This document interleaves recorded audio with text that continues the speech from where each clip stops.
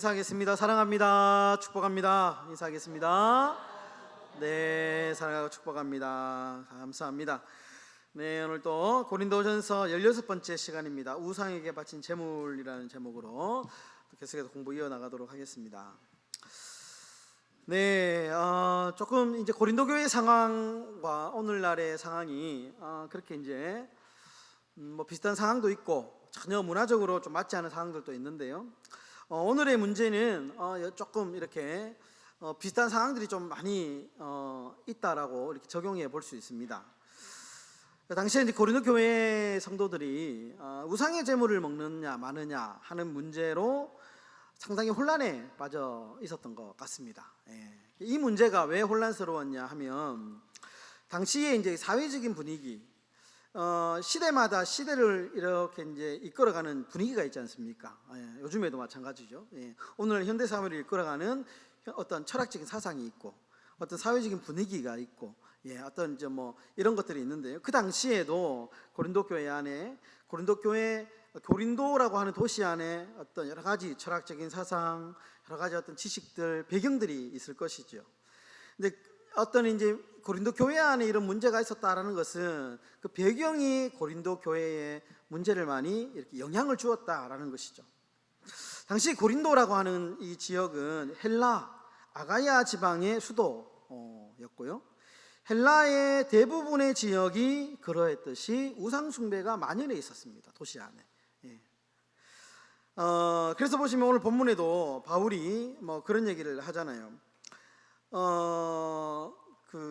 마치 바울의 그 고백처럼, 바울의 고백이 아니고 뭐 이 땅에는 뭐 그 신이 많다, 하늘에나 땅에나 신이라 불리는 자가 있다, 뭐 이렇게 이제 보절에 보면 이렇게 이야기하잖아요.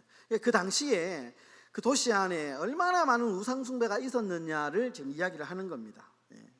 그러다 보니까 사람들이 당연히 신전을 중심으로 사회생활을 했다고 합니다.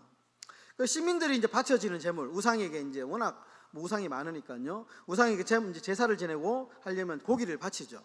그러면 그 당시에 그 제물은 이제 누가 먹느냐? 사제들이 먹습니다. 그 우상을 섬기는 사제들이 먹고, 그리고 필요한 만큼을 제외하고는 나머지는 시장으로 다 내파는 거죠. 그러면 시장에는 어떤 일이 벌어지느냐? 우상에게 바쳐졌던 제물하고 일반 고기가 막 이렇게 혼용되어서 판매가 됐던 겁니다. 그러니까 눈으로 봤을 때는 이게 우상에게 바쳐진 제물인지 일반 고기 잡는 고기인지 구분이 되지 않잖아요. 그러니까 이런 문제 때문에 고린도 교회 안에서 막 분쟁이 일어나게 됩니다. 의견이 이제 분분하게 막 나누어지게 된 것이죠. 그 당시에 완벽한 교리가 정립되지 않았습니다. 그렇겠죠. 왜냐하면 한창 이제 교회가 세워지는 시기였기 때문에 어떤 완벽한 교회론이라든지 어떤 조직 신학이라든지 어떤 신학적인 완벽한 교리가 정립되지 않은 상황에서 이런 문제들은 굉장한 혼란을 교회 안에 이제 만들어지게 된 것입니다. 특별히 고린도 교회 안에는 다양한 사람들이 있었는데 유대교회에서 개종한 사람들도 있었고요. 그리고 헬라 이방인 문화에서 개종해서 예수를 믿는 사람들도 있었습니다. 그러니까 유대인들의 특징이 뭐냐면 돼지고기 안 먹잖아요. 돼지고기 안 먹고 뭐 비늘 없는 이런 거 안 먹잖아요. 그러다 보니까 이 당시에도 유대교 출신 성도들은 그런 것들을 좀 철저하게 여기는 사람들이 있었던 것 같습니다. 반면에 이방인들, 헬라 문화권에 살다가 헬라의 어떤 이제 헬레니즘 영향에 받은 이런 사람들은, 이방 문화의 영향을 받은 사람들은 좀 자유롭죠. 그러다 보니까 교회 안에서 먹어도 된다, 먹으면 안 된다라고 하는 문제들 때문에 옥신각신 하다가 이 문제 때문에 바울에게 조언을 구하게 되는 것이죠. 바울의 답이 뭐냐?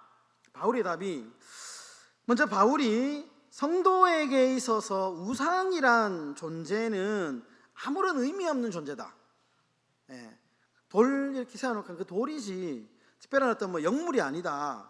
의미 없는 것이기 때문에 원칙적으로는 우상의 신전에 제물로 바쳐졌던 음식, 그거는 성도가 먹어도 상관없다. 이렇게 이제 답을 합니다. 오늘 1절에 6절을 보시면요. 이거는 먹어도 된다. 모든 음식은 하나님께서 인간의 육신적인 유익을 위해서 허락하신 거기 때문에 감사로 먹으면 된다. 그런 말이 있죠. 디모데전서에 보면 감사로 받으면 버릴 것이 없다라는 말이 같은 맥락에서 나온 말입니다. 이미 영적으로 성숙한 믿음과 지식을 지닌 성도들에게 있어서 우상의 제물이라고 하는 것은 먹어도 아무 거리낌 없고 또한 먹지 않는다고 해가지고 전혀 상관없는 것에 불과하기 때문에 각자가 자유롭게 판단할 문제라고 조언을 해줍니다. 그런데 여기서 그치지 않고 바울이 한 가지 더 이야기하는데, 영적으로 믿음과 지식이 성숙하지 못한 자들을 배려해 줘야 된다, 이렇게 얘기합니다. 배려. 여기서 핵심이 뭐냐, 방점이 뭐냐, 배려입니다. 배려. 그러니까 배려해 주어야 하는 사랑의 정신을 매우 강조합니다. 7절부터 13절까지 그 얘기를 합니다. 그러니까 8장 9절에 보시면 이렇게 얘기하죠. 그런즉 너희의 자유가 믿음이 약한 자들에게 걸려 넘어지게 하는 것이 되지 않도록 조심해라. 걸려 넘어지게 하는 것이 되지 않도록 조심해라. 여러분, 우리가 교회 생활하면서 이 부분을 우리가 아주 가슴에 염두에 둬야 됩니다. 우리가 자유롭게 할 권리가 있습니다. 그러나 우리의 권리 때문에 누군가가 시험 들고 걸려 넘어진다면, 실족하게 된다면 그 자유는 스스로 한번 생각해 봐야 됩니다. 내가 이것을 해도 되지만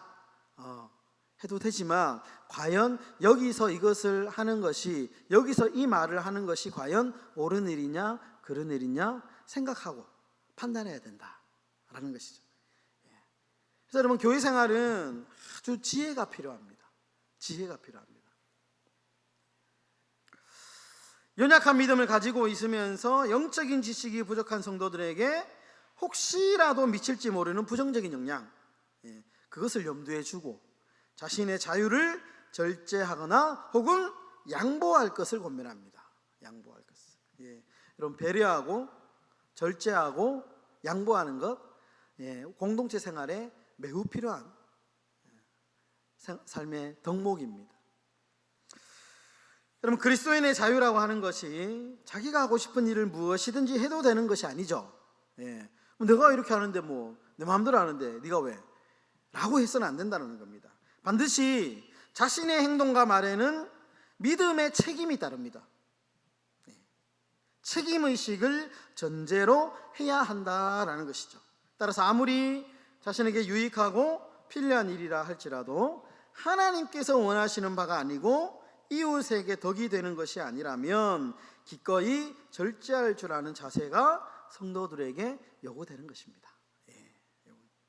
결론적으로 바울이 고린도 교회의 우상 제물 먹는 문제는 결국 사랑이 없는 지식에 근거한 것이다.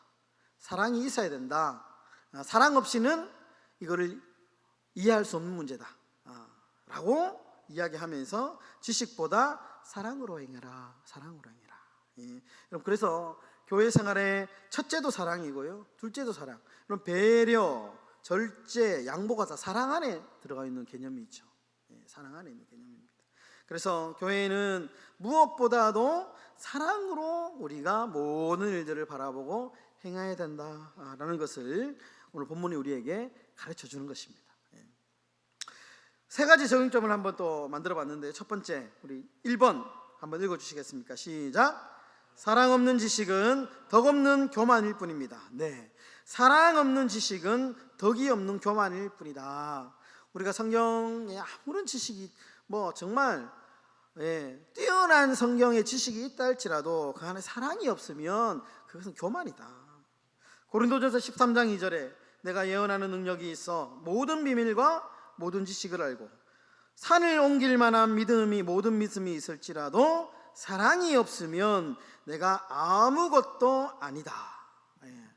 이 말이 정말 대단한 말입니다. 산을 옮길 만한 믿음이 있다, 얼마나 대단합니까? 저한테 만약 이런 능력이 있으면 제가 봤을 때는 여기 우리 교회 금방 부흥하겠죠. 죽은 사람을 막 벌떡벌떡 일으키고 암 환자를 막 신유의 은사가 있어가지고 그런 능력이 있으면 얼마나 대단합니까? 그런데 그 안에 사랑 없으면 그거 아무것도 아니라는 거예요. 아무것도 아니다. 2번 한번 읽어주겠습니다. 시작. 참된 지식은 사람을 겸손케 합니다. 참된 진짜 지식이 뭐냐? 진짜 배운 사람이 뭐냐? 그것은 겸손한 사람이다. 겸손. 벼는 익을수록 고개를 숙인다. 아주 옛말이잖아요. 벼는 익을수록 고개를 숙인다. 야고보서 3장 17절에 오직 위로부터 난 지혜는 첫째 성결하고 다음에 화평하고 관용하고 양순하며 긍휼과 선한 열매가 가득하고 편견과 거짓이 없나니. 참된 지식에 정말 이 하나님의 지식이 있는 사람들은 선한 열매가 있어요. 선한 열매. 선한 열매. 3번 다 같이 읽겠습니다. 시작. 믿음이 강한 성도는 믿음이 약한 성도에게 선한 능량력을 끼쳐야 합니다. 여러분 믿음이 강한 분들 계시잖아요. 믿음이 좋으신 분들은 믿음이 약한 분들을 되도록이면 지적은 삼가해 주시고, 지적은 삼가해 주시고, 되도록이면 그 사람을 위해서 연약함을 위해서 기도해 주십시오. 부족한 거 많지요. 근데 그거는 마음에만 새겨두시고 그 사람의 부족함 앞으로 그리스도의 장성한 분량까지 자라날 것을 믿고 기도해 주십시오. 이것이 선한 영향력이죠. 그러면서 본을 보여주십시오. 본을. 몰라서 못하는 경우가 많거든요. 본을 보여주십시오. 본을. 그러면은 저렇게 하는 거구나, 이렇게 하는 거구나 보고 배웁니다. 믿음이 강한 성도는 믿음이 약한 성도에게 선한 영향력을 끼쳐야 된다. 데살로니가 후서 3장 9절에 이렇게 말씀합니다. 우리에게 권리가 없는 것이 아니요 오직 스스로 너희에게 본을 보여 우리를 본받게 하려 함이로라. 본받게, 본을 보이는 것. 본을 보이는 것. 교회가 또 세상에게 본이 되어야 되죠. 제가 오늘 주보 선거를 위한 기도문을 작성하면서 제가 이런 문구를 넣었습니다.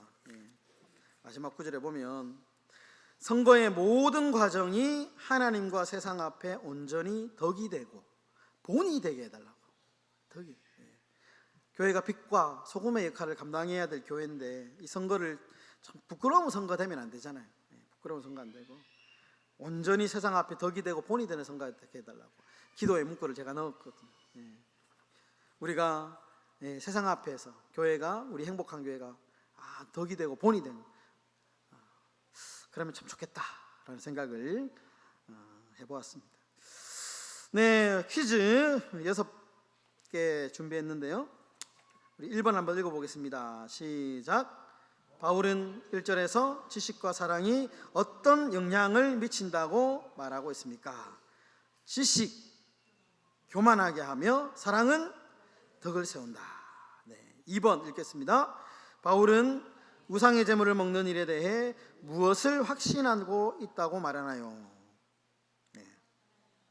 하나님 한 분밖에 없는 줄 아노라. 이 말은 그 말입니다.